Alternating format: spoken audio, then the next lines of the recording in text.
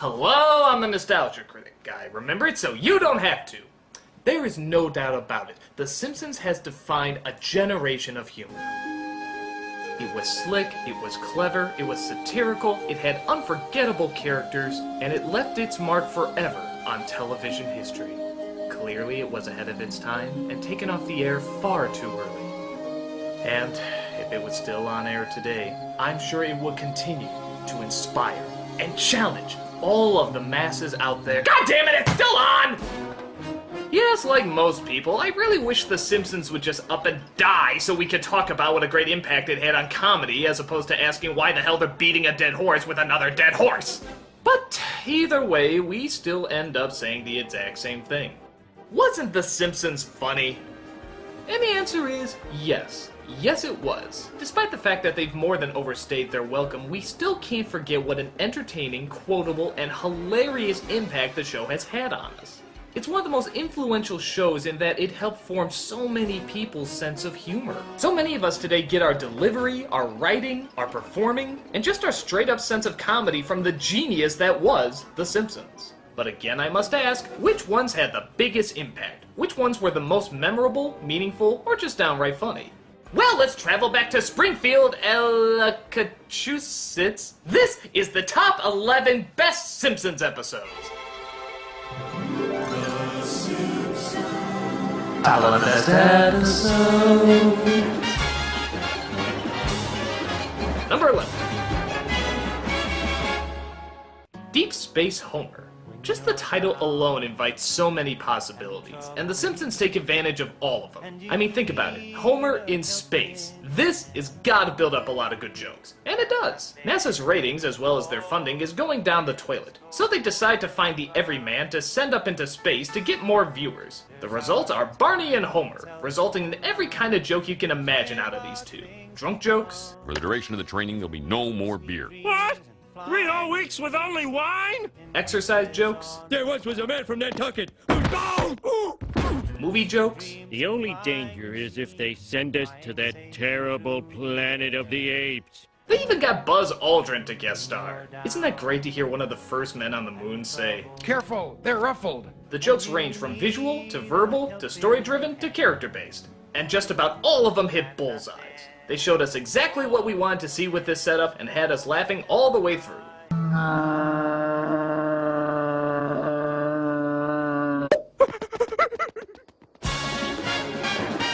Number 10. Itchy and Scratchy and Marge. This fuels an issue that is still being argued about today. How much of violence in our youth is based on media? In this episode, Maggie imitates a stunt she saw on Itchy and Scratchy and injures Homer on the head. When Marge sees where it came from, she starts an all-out war with the cartoon makers. At first, they ignore her, but after a while she gains quite a following, enough that the producers feel they have to change their product to a friendlier image. They share and love and share, love, share, the Itchy and Scratchy Show. The kids don't like it anymore and partake in a revolutionary idea, going outside. Everything seems surprisingly peaceful until a tour of Michelangelo's David comes into town and all of Marge's followers want her to protest it. But in reality, Marge sees it as a work of art, which leads to a perfect crossroads of freedom of speech and censorship. Well, what do you have to say to all those Marge Simpson wannabes out there who wish to suppress David's doodle? But what makes this episode so great is that it's not directly attacking freedom of speech or censorship. It basically shows that whichever choice you make, there's always going to be consequences. In reality, they leave the choice up to you. Is it better to silence expression and free will in the hope for the greater good? Or let freedom ring despite the fact that most of what we're giving people is garbage? It doesn't take a side, it instead attacks everyone, which is when The Simpsons writing was at its best. In the end, there are no clear answers, but there are a lot of interesting issues. For a show that was certainly controversial when it came out, it would have been very easy just to throw together an episode where they say screw censorship. But instead, they took a very clever, very adult, and very thought-provoking angle. Not bad for an episode that mostly features a cat getting horribly disfigured. Funny. Number 9. Homer's Enemy. This is easily one of the darkest episodes The Simpsons have put out. And I'm not gonna lie, that's what makes it so enjoyable. We're introduced to a man named Frank Grimes, a genius mind who had no breaks in life, was met with nothing but misfortunes, and never had anything handed to him. He gets a job at the power plant where he comes across Homer Simpson, obviously the exact opposite. Everything was handed to him, he has no idea about sacrifice, and is as dumb as, well, Homer Simpson. Grimes is horribly confused / enraged that such a man can exist, and wants to prove to Homer, the world, and himself that this is not how life works. People have to answer for their consequences and take responsibility for their actions. But Homer's actions constantly have no punishment. Actually, they do, except it's often given to Grimes. How dare you destroy my valuable wool and spill my priceless acid? Stay the hell away from me, because from now on, we're enemies. Do I have to do anything? The more and more Grimes tries to expose Homer for the fraud that he is, the more and more Homer is rewarded and Grimes is punished. Again, they could have made Grimes just the straight-up bad guy, but honestly, you really sympathize with him. Why are sometimes good, smart people punished and bad, stupid people rewarded? I've had to work hard every day of my life, and what do I have to show for it? This briefcase and this haircut.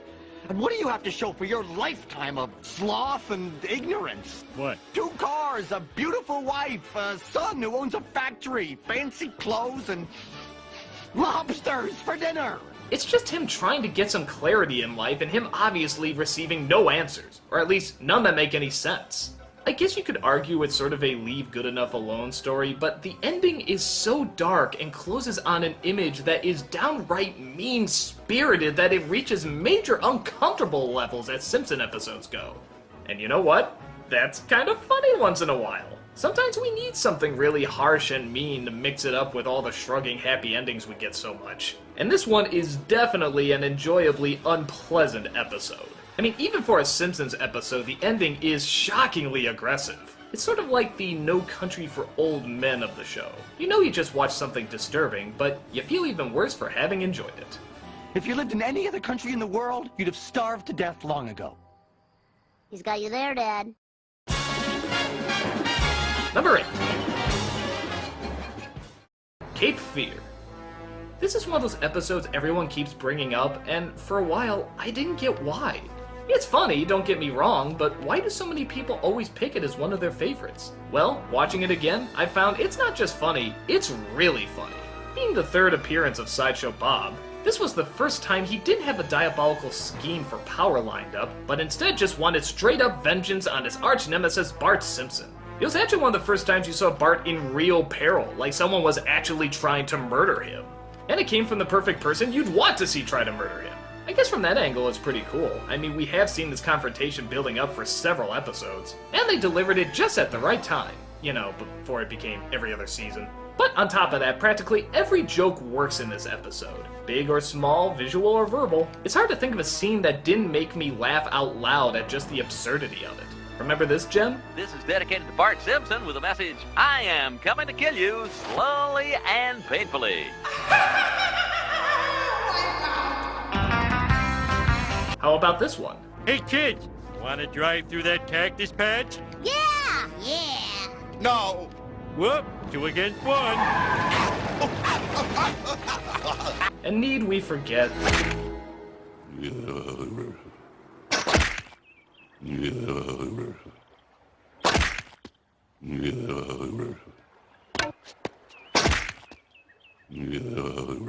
Throw in a clever knockoff of Cape Fear and you have a damn funny episode with lots of laughs that pay off.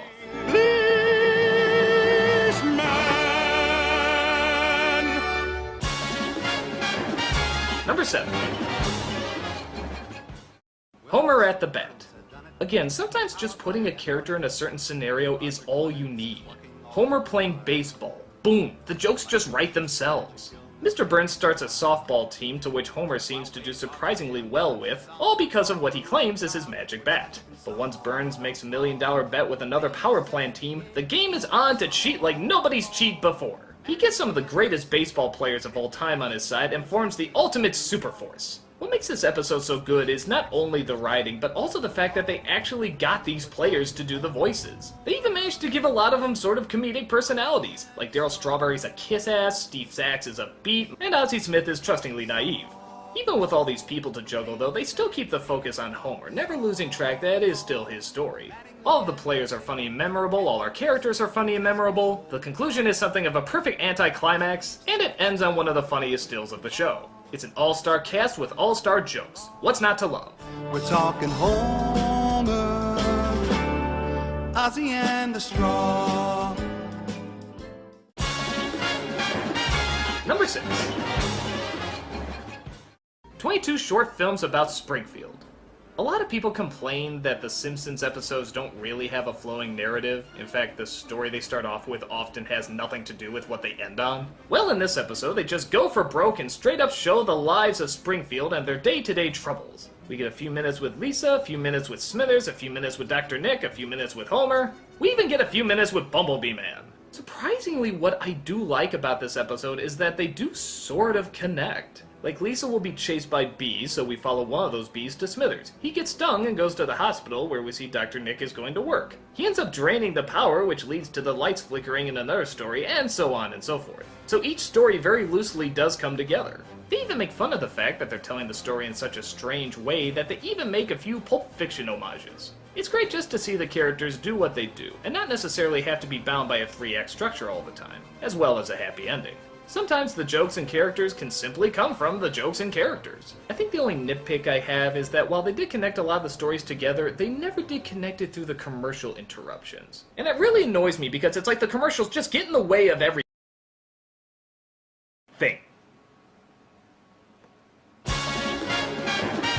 Number 5. Marge versus the Monorail. This is another one where the comedy is just on. When I think of an episode that just had a ton of energy, a ton of music, and a ton of jokes, this one often pops in there. Springfield comes into a ton of money, and there's a town meeting held about what to do with it. A con artist recommends building a monorail, never giving away that he plans to buy cheap, faulty parts and keep the rest of the money for himself. And he recommends it in probably the most amusing of ways. And I swear it's Springfield's only choice. Throw up your hands and raise your voice. Monorail. What's it called? Monorail. Once again. Again, this leads to a lot of great possibilities, like Homer being the conductor. Homer, there's a family of possums in here. I call the big one Bitey. A lot of the characters getting on board, discovering what happened to the original monorail, even somehow working Leonard Nimoy into one of his strangest cameos. No, the world needs laughter.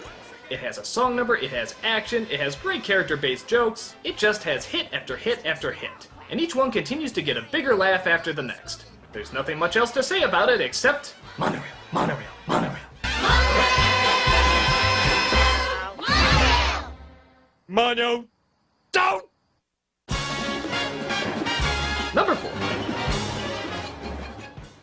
Homer the Great. We all like to fantasize about another world we don't see, where people get more privileges than the everyday common person. Well, this is the Simpsons' take on it. Not only is it funny, but the layout of the story is just friggin' perfect. Homer stumbles across an ancient order of the Stone Cutters, an organization that really doesn't do anything except keep secrets and reward itself. You put that sticker on your car so you won't get any tickets. And this other one keeps paramedics from stealing your wallet while working on you. Oh, and don't bother calling 911 anymore. Here's the real number. Ooh. Now that's pretty funny. Homer manages to get in, but gets in big trouble when he accidentally destroys their sacred parchment. That's also pretty funny. They discover a birthmark on him, though, that indicates that he is the chosen one, set to bring balance to the Stonecutters. And he, of course, abuses the power like mad. That's really funny. But then it turns out he is the chosen one when he starts to feel bad and takes on some responsibility by helping the community. Only to find that the Stonecutters don't want balance and instead want to go back to getting drunk and doing nothing. And the way they get out of being Stonecutters, I won't dare ruin for you here. But let's just say it's a perfect bookend to a perfect joke, and a clear sign of how stupid and immature the whole idea of privileged organizations can be. It's another one of those that just has great joke after great joke, many of them ranging from very creative to just bizarre. Like, remember who makes up the Stonecutter High Council? How the hell did they even come up with those people? Well, if you don't know what I'm talking about, give it a watch and find out what you've been missing. We do Thank you. Number 3. Lisa's Wedding. The Simpsons have done a lot of what-if future episodes, but by far the funniest and probably the most heartfelt is Lisa's Wedding. This is the first time you feel like this is what The Simpsons would really be doing several years down the line. Bart's a construction worker, Lisa's top of her class, and Maggie apparently is a blabbermouth gossip, and yet we still never hear her talk. That is friggin' genius. But it's more than just showing us their future selves, it's following the story of Lisa meeting another student and falling in love. Once he proposes, the rest of the episode is the groom trying to fit in with the family but hopelessly being disturbed and terrified by them. It's a good episode because not only is it funny, but it also shows Lisa's connection to her roots. And the fact that she can be annoyed by them but still not even flinch for a second about how much she loves them is really quite touching. On top of that, the groom is actually a pretty entertaining character too. It would have been easy just to make him a generic jerk, and granted they don't make him the nicest guy, but they actually do give him a few funny lines and a few good scenes to work off of. Oh, an English boy, eh? You know, we saved your ass in World War II. Yeah, well, we saved your ass in World War III. That's true. But of course, we love seeing what happens to these people in the future. Mr. Burns, Krusty, Lenny, Carl. Every reveal gets a big laugh. It's also funny seeing our cute little innocent child characters suddenly get some more adult jokes. You didn't have a bachelor party. We had one in his honor. I had one in his honor. I went to a strip club. Throw on top of that a touching story with great character, and you have one of the Simpsons' finest.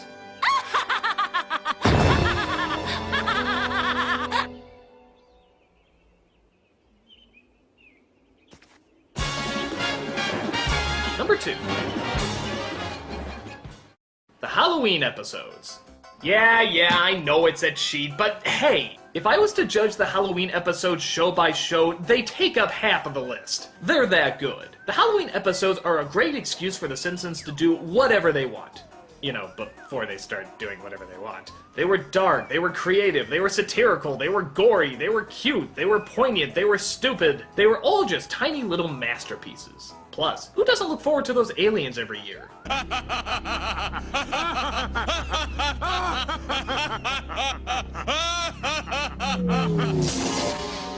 What happened to us, Kodos? Quiet, you. Even with the last few Halloween episodes not being so great, you know you're still gonna watch them. We know they're worth looking at because even when you have to sit through the groaners, the bullseyes are still worth them. Even the worst Halloween episode has something to admire. They satirize everything from TV to movies to literature to urban legends. I suppose if I had to nitpick, I'd say the one downside is that the specials used to be tied together by something representing a narrative, like somebody telling a story or someone having a dream, something like that. I do miss those, but at the same time I do acknowledge it would be very tricky every year to come up with new ways to tell these shorts, so I do understand. But when you get down to it, that's not what we're here for. We are in fact here for the shorts. Even at its poorest, there's always something entertaining or creative, and the Halloween specials never disappoint on that front. Gothic, gross, and just going all out, the Halloween episodes are always a fave. Happy Halloween, everybody!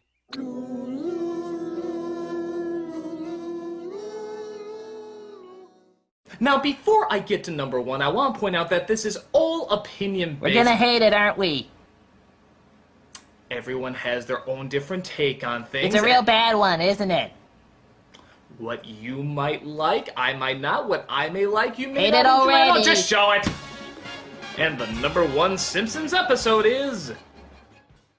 Bart Gets an F. Now, I know what you're thinking. Wait a minute, the first episode of the second season? Isn't that just the one where Bart keeps failing? I don't remember that one being especially funny. Why is this one so special? Well, there's several reasons why I think this is the best episode. First off, it was the beginning of the new animation style. The Simpsons weren't as rubbery or dead-eyed like in the first season. Now they seem much more flowing, controlled, and alive. So that was a big deal. Second, this was a huge stepping stone in terms of writing. The Simpsons' identity was finally starting to evolve into that fast, satirical, tight way of telling jokes. In the first season, it was pretty slow and clunky, but here, this is where that great Simpsons speed finally starts to take off. But even that's not why I consider it the best episode. We're used to seeing Bart get bad grades. Yeah, whatever, he's a troublemaker, it's part of the territory. But in this episode, it finally starts to add up. They have a real talk with him, much like how real parents and real teachers talk to kids as well. Bart has failed his last 4 exams in history. Is there anything you're not telling us? Okay. Why are we dancing around the obvious? I know it, you know it, I am dumb, okay? Dumb as a post. Think I'm happy about it? There, Bart. As shameful and as emotionally crippling as it may be, I'm afraid my recommendation is for Bart Simpson to repeat the 4th grade. What? You can't hold me back. I'll do better, I promise. Oh, sure, that'll be the day. There's suddenly something at risk, and something Bart values is now truly on the line. So what? He buckles down, works hard, and everything is fine, right? Actually, no. He finds he has trouble focusing, can't remember any facts, and is constantly distracted by the world around him. He doesn't give up, though. He tries hard, almost to the point of torturing himself. He even prays to God for things to work out. But in the end, despite all his efforts, reality takes its toll. Well, Bart, it's a 59. That's another F. Oh, no. I can't believe it. And in my opinion, this is the saddest fucking thing I've ever seen in this show.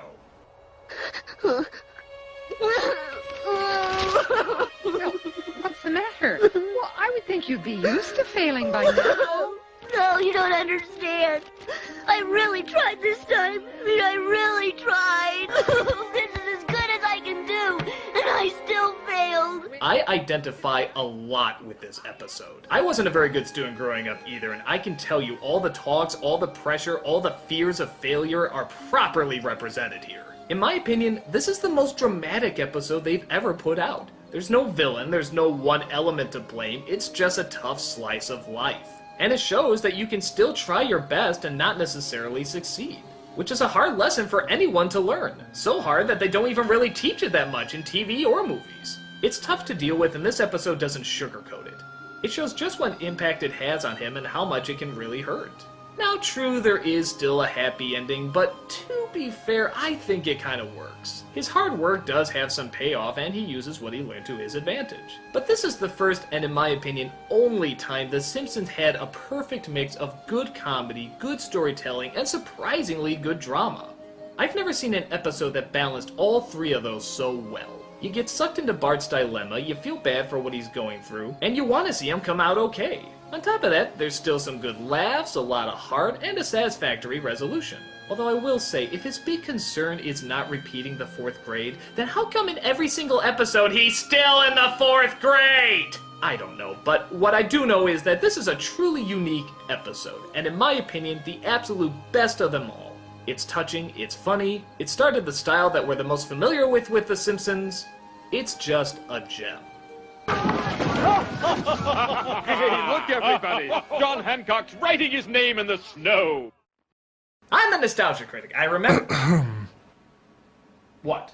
Wasn't there a game you played based on The Simpsons? No connection here. I'm the Nostalgia Critic. I remember it, so you don't have I'm to. only saying it's worth bringing up I mean, because, really think about it. it had The There's no Simpsons connection to name the on game. it, and Okay, you sure. didn't make It a was joke Simpsons. about it Yes, throughout there the was a entire Simpsons game, video. but that doesn't mean I don't anything know, to do I with the just show. feel like Did it was Matt such a Groening huge specifically make the disaster game? and a Okay, I know he did some huge title cards where he did some bomb. drawings, Yes, but if that it doesn't really mean that, does you know, hurt you the and it Simpsons really writers does wrote affect it you. or I mean, anything I'm like not that. saying I mean, it does, it's not an I'm just episode, taking it's a a freaking wild video guess game. here. You know what? There was a Because lot the of way you're Simpsons acting right video now games. does I mean, sort of okay, seem that like a wasn't necessarily whiny the worst. I little couldn't girl. pick I a lot don't know. worse, but In you know my what? You're a opinion, goddamn you're an elephant. ass. Mono, don't